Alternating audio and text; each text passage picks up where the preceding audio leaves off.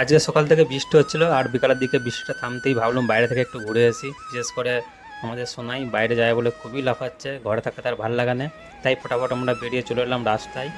আর এখানটাও বসার জায়গা আছে, এখানে অনেকেই বসে এবং যাওয়ার সময় রাস্তায় ছেল্লি দেখলাম এখানে 30 টাকা পিস। এবং বাইরের নজারাটা দেখো কতটা সুন্দর।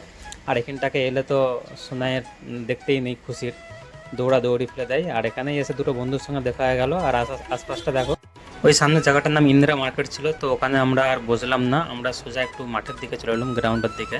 আর সামনে পোলের উপর দিয়ে আশপাশটাও দেখো কতটা সুন্দর।